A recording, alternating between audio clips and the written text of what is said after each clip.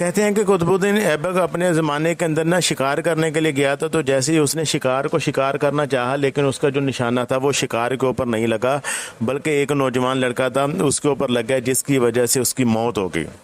اب بادشاہ قطب الدین ایبک جو تھا وہ بڑا یعنی کہ انصاف پسند تھا، عدل انصاف کرنے والا بادشاہ تھا، رحم دل تھا۔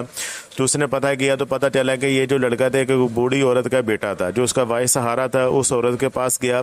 اس عورت سے کہا کہ اس طرح کے کر کے دانستہ نہیں غیر دانستہ، یعنی کہ جانے انجانے میں مجھ سے تمہارا بیٹا جو ہے وہ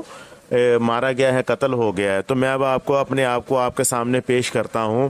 تو آپ جو بھی مجھے سزا دینا چاہیں گے تو مجھے منظور ہے۔ تو وہ بات جو تھی تو چلتے چلتے یعنی کہ قاضی کی یعنی کہ عدالت میں چلی گئی تھی۔ جب اس عورت کو پتہ چلا نا کہ یہ ہمارے ملک کا بادشاہ ہے، یعنی کہ ہمارا حکمران ہے، تو اس عورت نے کہا کہ چلو کوئی بات نہیں، میں اس کو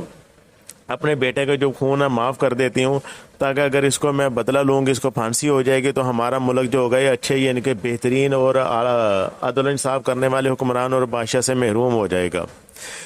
تو قاضی نے قطب الدین ایبک سے کہا کہ اگر تم اس کو ڈرا دھمکا کر یا اس کو کسی طرح کا لالچ دے کر اپنا گناہ معاف کروا لیتے، اگر مجھے پتہ چل جاتا تو میں تمہیں کڑی سے کڑی سخت سے سخت سزا دیتا، یا تمہیں میں خود قتل کر دیتا۔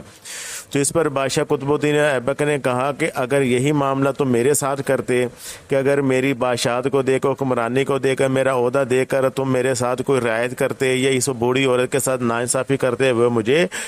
معاف کر دیتے، یعنی کہ رہا کر دیتے، تو اسی وقت میں خنجر نکال کر تمہارا قتل کر دیتا، تمہیں یعنی کہ مار دیتا۔